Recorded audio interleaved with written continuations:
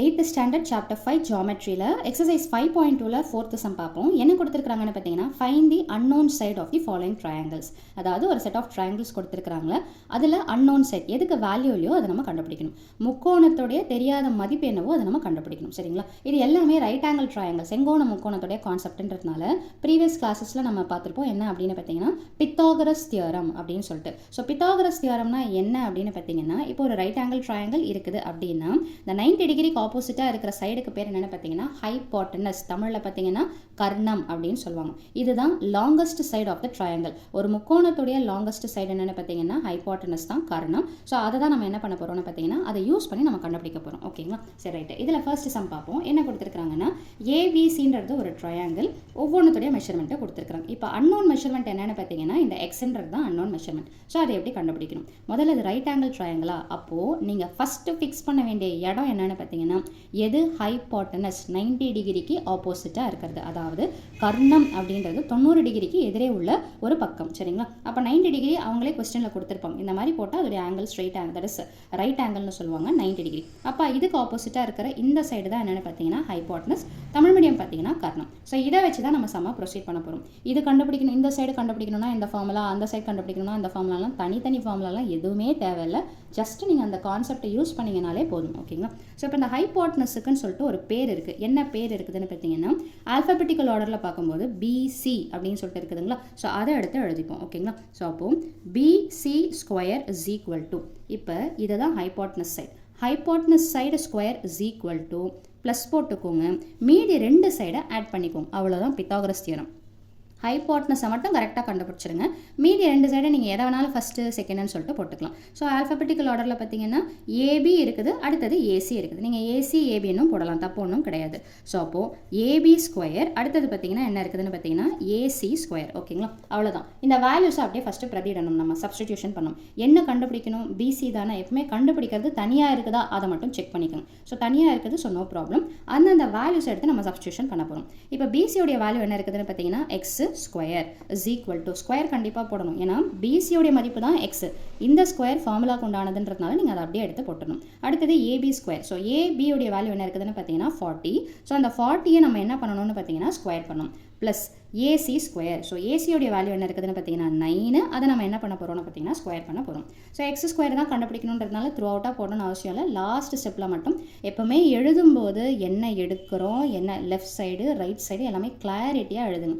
அதுதான் ஒரு க்ளீனான ஒரு ப்ரெசன்டேஷனை காமிக்கும். ஓகேங்களா? ஸோ இப்போ 40 ஸ்கொயர் ரொம்ப சிம்பிள். இதை ஸ்கொயர் பண்ணுறது 4 ஸ்கொயர் பண்ணால் என்ன வரும்னு பார்த்தீங்கன்னா 16. 0 ஸ்கொயர்னால் என்ன அர்த்தம்னா 2 தடவை 0வை போட்டுடணும். ஓகேங்களா? ஸோ அதே மாதிரி 9 ஸ்கொயர்னால் என்ன அர்த்தம்னு பார்த்தீங்கன்னா 9 × 9 தட் இஸ் 81. இது 40 × 14 பிரிக்கிறதுனால 2 0 வரும். மல்டிப்ளை பண்ணும்போது அந்த 2 0 தான் இந்த இடத்துல நம்ம எடுத்து எழுதிருக்கிறோம். ஸோ இதையும் ஆட் பண்ணிங்கன்னா என்ன கிடைக்கும்னு பார்த்தீங்கன்னா 1681 சொல்லிட்டு கிடைக்கும். ஸோ இப்போ இது எதோடைய வேல்யூன்னு பார்த்தீங்கன்னா எக்ஸ் ஸ்கொயருடைய வேல்யூ. ஆனால் நமக்கு என்ன வேண்டான்னு பார்த்தீங்கன்னா ஸ்கொயர் வேண்டாம், வெறும் எக்ஸ் தானே கொடுத்துருக்காங்க. அப்போ நம்ம என்ன பண்ணணும்னு பார்த்தீங்கன்னா எக்ஸ் ஸ்கொயருக்கு ரூட் எடுக்கணும். ஒரு பக்கம் மட்டும் ரூட் எடுக்கக்கூடாது, ரெண்டு பக்கமும் ரூட் எடுக்கணும். இந்த ரூட் எடுக்கிறது நீங்கள் சின்ன கிளாஸஸில் பார்த்துருப்பீங்க. ப்ரைம் ஃபேக்டரைசேஷன் மெத்தட், காரணி முறை அப்படின்னு சொல்லிட்டு. இப்போ சின்ன நம்பராக இருந்தால் டக்கு டக்குன்னு எடுத்து போட்டுடலாம். பெரிய நம்பராக இருந்ததுன்னா கொஞ்சம் போடுறது கஷ்டம். இது கண்டிப்பாக ரூட் எடுக்கக்கூடிய நம்பராக தான் இந்த மாதிரி சம்ஸ்க்கு கொடுப்பாங்க. ஸோ இதை நான் எப்படி ஷார்ட்கட் மெத்தடில் பண்ணணும் அப்படின்றத நான் சொல்கிறேன். புரிஞ்சதுன்னா ட்ரை பண்ணுங்கள். இல்லை அப்படின்னா நீங்கள் ப்ராக்டிஸ் பண்ணால் தான் அது கிளாரிட்டி கிடைக்கும். இல்லைன்னா நீங்கள் நார்மலாக ஃபேக்டரைசேஷன் மெத்தடில் எடுத்து போடுறது இருந்தாலும் போடலாம். ஸோ இப்போ இதை நான் எப்படி பிரிக்கிறேன் அப்படின்னு பார்த்தீங்கன்னா 4 நம்பர் வருது. ஓகேங்களா? ஸோ ஸ்கொயர் நம்பர்னால் என்ன அர்த்தம்னு பார்த்தீங்கன்னா 2 நம்பரை ஒரே மாதிரியாக இருக்கிற 2 நம்பரை மல்டிப்ளை பண்ணி வரது. ஓகேங்களா? ஸோ அந்த கான்செப்ட் படி பார்த்தீங்கன்னா 10 10s are, ஏன்னா இது 4 நம்பர் இருக்கிறதுனால நான் பெரிய நம்பராக எடுத்துக்கிறேன், 2 டிஜிட் நம்பராக எடுத்துக்கிறேன். 10 10s are என்ன வரும்னு பார்த்தீங்கன்னா 100.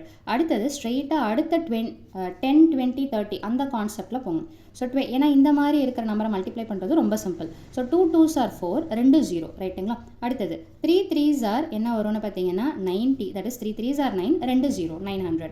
அடுத்தது 4 × 4, 4 4s are என்ன வந்துடும் பார்த்தீங்கன்னா 16, 2 0. ஓகேங்களா? இப்போ நம்ம நியராக வந்துட்டோமா 1681, ஆல்மோஸ்ட் 1600 வரைக்கும் நம்ம வந்தாச்சு. ஓகேங்களா? ஸோ அடுத்தது பார்த்தீங்கன்னா 50 × 50. ஸோ அப்போ 5 5s are என்ன வந்துடும் பார்த்தீங்கன்னா 25, 2 0. இது எல்லா சமக்குமே இந்த கான்செப்ட் யூஸ் ஆகும். ஸோ ட்ரை பண்ணி பாருங்கள்.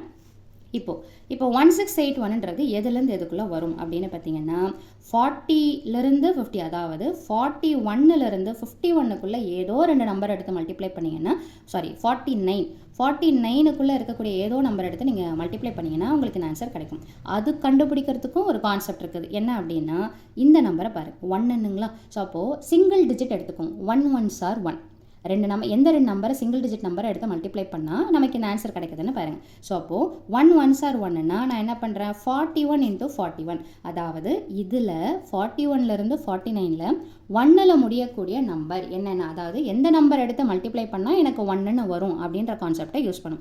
முதல்ல கொஞ்சம் டஃப்பாக இருக்கலாம், நீங்கள் ப்ராக்டிஸ் பண்ணிங்கன்னா தான் உங்களுடைய நாலேஜை வைடன் பண்ணணும்னா டிஃப்ரெண்ட் டைப்ஸ் ஆஃப் மெத்தட்ஸை ட்ரை பண்ணி பாருங்கள். ஓகேங்களா. ஸோ அப்போ 41 × 41 மல்டிப்ளை பண்ணி பார்த்தீங்கன்னா கன்ஃபார்மாக என்ன தான் கிடைக்கும்னு பார்த்தீங்கன்னா 1681. ஸோ அப்போ ஸ்கொயரும் ரூட்டும் கேன்சல் ஆகிடும், எக்ஸ்ன்னு சொல்லிட்டு வரும். 1681 ஸ்கொயர் ரூட் எடுத்திங்கன்னா என்ன வரும்னு பார்த்தீங்கன்னா 41. ஸோ அப்போ எக்ஸோடைய வேல்யூ என்னென்னு பார்த்தீங்கன்னா 41. ஸோ அவ்வளோதான். ஸோ செகண்ட் சம் பாருங்கள் என்ன கொடுத்துருக்காங்கன்னா PQRன்ற ட்ரையாங்கிள். இது ரைட் ஆங்கிள் ட்ரையாங்கிளாக எப்படி கண்டுபிடிப்பீங்க அப்படின்னு பார்த்தீங்கன்னா Qல 90 டிகிரி இருக்குது. ஸோ அப்போ இது கன்ஃபார்மாக ரைட் ஆங்கிள் ட்ரையாங்கிள். ஸோ எதை கண்டுபிடிக்கணுன்றதுக்கு முன்னாடி எது ஹைபாட்னஸ் கர்ணம் அப்படின்னா 90 டிகிரிக்கு ஆப்போசிட், அந்த 90 டிகிரி எப்படி வேணாலும் கொடுக்கலாம், எந்த சைடில் வேணாலும் கொடுக்கலாம். அதுக்கு ஆப்போசிட்டாக இருக்கக்கூடிய இந்த சைடு தான் என்னென்னு பார்த்தீங்கன்னா ஹைபாட்னஸ், தமிழ் மீடியம் கர்ணம் அப்படின்னு சொல்லிட்டு சொல்லுவோம். ஸோ அதே ஃபார்முலாவை தான் நம்ம யூஸ் பண்ண போகிறோம். இப்போ இந்த 90 டிகிரிக்கு ஆப்போசிட்டாக இருக்கக்கூடிய இந்த கர்ணம் ஹைபாட்னஸ்க்கு என்ன பேர் இருக்குன்னு பார்த்தீங்கன்னா PR. இது நீங்கள் எப்படி வேணாலும் மாற்றி எழுதிக்கலாம், PR அப்படின்னு எடுத்து எழுதிக்கலாம். ஸோ அதை எப்படி போடலாம், PR ஸ்கொயர் கண்டிப்பாக போடணும். அப்புறம் நான் என்ன சொன்னேன், ப்ளஸ் போட்டுருங்கன்னு சொன்னேன். இப்போ இந்த சைடை எடுத்தாச்சு. அப்போ மீதி 2 சைடு என்ன இருக்குதோ அதை அப்படியே எடுத்து எழுதிக்கோங்க. ஸோ PQ போட்டுக்கோங்க. So PQ square. அடுத்தது பார்த்தீங்கன்னா QR ஸ்கொயர். இதை நீங்கள் ஃபஸ்ட்டு போடலாம், இதை நீங்கள் செகண்ட் போடலாம். அதே மாதிரி இதுக்குள்ளேயும் நீங்கள் மாற்றி போடலாம், அதனால் எந்த தப்பும் கிடையாது. ரைட்டு. இதில் எதை கண்டுபிடிக்கணும்னு சொல்கிறாங்கன்னு பார்த்தீங்கன்னா PQன்ற சைடை கண்டுபிடிக்கணுன்றாங்க. ஸோ அப்போ PQன்ற சைடை கண்டுபிடிக்கிறது எப்பவுமே எப்படி இருக்கணும்னு பார்த்தீங்கன்னா தனியாக இருக்கணும். அது பக்கத்தில் ஏதாவது இருந்ததுன்னா அதை ஆப்போசிட் சைடில் எடுத்துகிட்டு வந்துடுங்க. ஸோ அப்போது இது மட்டும்தான் நமக்கு வேணும். இப்போ முதல்ல இந்த பக்கம் என்ன இருக்குதோ அதை ஃபஸ்ட்டு அப்படியே எடுத்து எழுதிக்கணும். அப்போ ப்ளஸ்ன்றது ஆப்போசிட் சைடில் வந்ததுன்னா என்னவா மாறும்னா மைனஸ். ஸோ என்ன இருக்குது, QR square is equal to PQ square. அவ்வளோதாங்க. இப்போ இந்த வேல்யூஸை சப்ஸ்டியூஷன் பண்ணுங்கள். ஸோ இதுதான் என்ன சொல்லுவாங்கன்னா உங்கள் புக்கில் பார்த்தீங்கன்னா இது ஒரு ஃபார்முலா, அது ஒரு ஃபார்முலா, அப்படி இப்படின்னு டைப்பாக கொடுத்துருப்பாங்க. எல்லாமே ஒரே ஃபார்முலாலேருந்து வரக்கூடியது தான். ஓகேங்களா. ஸோ இப்போ PR உடைய வேல்யூ 34ங்களா. ஸோ அப்போ 34 square minus QR. So QR உடைய வேல்யூ என்ன இருக்குதுன்னு பார்த்தீங்கன்னா 30 ஸ்கொயர். PQ ஸ்கொயருக்கு என்ன பேர் கொடுத்துருக்காங்கன்னு பார்த்தீங்கன்னா Y ஸ்கொயர். ரைட்டுங்களா. இப்போ அடுத்தது பார்த்தீங்கன்னா 34 நம்ம ஸ்கொயர் பண்ணுறோம். ஸோ 34 ஸ்கொயர் பண்ணிங்கன்னா என்ன கிடைக்கும்னு பார்த்தீங்கன்னா 34 ஸ்கொயர்னா என்ன அர்த்தம், 34 × 34. 34 × 2 கிடையாது, சரிங்களா. ஸோ 34 × 34 பண்ணிங்கன்னா 1156 மைனஸ் 3 ஸ்கொயர் பண்ணிங்கன்னா 9, 2 0 is equal to Y square. Again இது ரெண்டுத்தையும் சப்ராக்ட் பண்ணிங்கன்னா என்ன கிடைக்கும்னு பார்த்தீங்கன்னா 256 is equal to Y square. இதை கொஞ்சம் நம்ம மாற்றி எழுதிக்கலாமா, அதாவது இதை அப்படியே இந்த பக்கமாகவும் இதை அப்படியே, அதாவது மொத்தமாக மாற்றும் போது சிம்பிள் எதுவும் மாறாது. ஓகேங்களா. ஸோ அப்போது Y square is equal to 256. எனக்கு Y ஸ்கொயர் வேண்டாம், அப்படின்னா நான் என்ன பண்ணணும், ரூட் எடுக்கணும். ஸோ அப்போ ரூட் எடுத்திங்கன்னா Y ஸ்கொயரும் ரூட்டும் கேன்சல் ஆயிடுச்சுன்னா Y. 256ன்றது ஈஸியாக ஞாபகம் வச்சுக்கலாம். 16 16s are 256. இதுக்கும் ஒரு ஷார்ட்கட் மெத்தட் தான், நான் ப்ரீவியஸில் சொன்ன மாதிரி தான். 256 அது எதுலேருந்து எதுக்குள்ளே வரும், இந்த ஆன்சரை பாருங்கள். 100லேருந்து 400க்குள்ளே தான், இந்த ஏரியாவில் தான் அது இருக்கும். அதாவது அந்த ஸ்கொயர் நம்பர் என்னவா இருக்கும், 11லேருந்து 19க்குள்ளே ஏதோ ஒரு நம்பர். ஸோ சொல்கிறேன் பாருங்கள். ஸோ 11 to 19க்குள்ளே ஏதோ ஒரு நம்பரை ஸ்கொயர் பண்ணால் நமக்கு இந்த 256 கிடைக்கும். அதை எப்படி கண்டுபிடிக்கலாம், 6ன்னு முடியுதுங்களா. இப்போ சிங்கிள் டிஜிட்டை அப்படியே ஸ்கொயர் நம்பரை சொல்லிகிட்டே வாங்க. 1 1s are 1, 2 2s are 4, 3 3s are 9, 4 4s are 16. அப்போ இதில் 4ல் முடியக்கூடிய நம்பர் என்னது, 14 × 14. மல்டிப்ளை பண்ணிங்கன்னா 256 வராது. சரி, அடுத்தது என்ன பண்ணலாம், 5 5s are 25, 6 6s are 36. புரியுதுங்களா. 6 × 6 பண்ணும்போது 36ல் முடியுது. அப்போது இதில் 6ல் முடிகிற மாதிரி நம்பர் பார்த்தீங்கன்னா 16 × 16. ஸோ மல்டிப்ளை பண்ணிங்கன்னா உங்களுக்கு என்ன கிடைக்கும்னு பார்த்தீங்கன்னா 256. ஸோ அப்போ ஒய்யுடைய வேல்யூ என்னென்னு பார்த்தீங்கன்னா 16. ஸோ ட்ரை பண்ணி பாருங்கள். இன்கேஸ் உங்களுக்கு கன்ஃபியூஷனாக இருந்ததுன்னா நீங்கள் இந்த ஃபேக்டரைசேஷன் மெத்தடையும் யூஸ் பண்ணலாம். கொஞ்சம் இந்த மெத்தட் நீங்கள் போட தான் கிளாரிட்டி கிடைக்கும். ஓகேங்களா? ஸோ இதுலேயே நெக்ஸ்ட் லாஸ்ட் சம் என்ன கொடுத்துருக்காங்கன்னு பாருங்கள். ஸோ XYZன்னு சொல்லிட்டு ஒரு கான்செப்ட் வேல்யூஸை கொடுத்துருக்காங்க. இதே மாதிரி தான் நம்ம போட போகிறோம். ஸோ இங்கே 90 டிகிரிக்கு ஆப்போசிட்டாக இருக்கிற இந்த சைடு YZ தான் என்னென்னு பார்த்தீங்கன்னா ஹைபாட்னஸ் கர்ணம். ஸோ அப்போ இதுக்கு பேர் என்ன இருக்குதுன்னு பார்த்தீங்கன்னா YZ² is equal to plus போட்டுருங்க. மீதி ரெண்டு சைடு எப்படி வேணாலும் எடுத்து எழுதிக்கலாம். XY² plus XZ².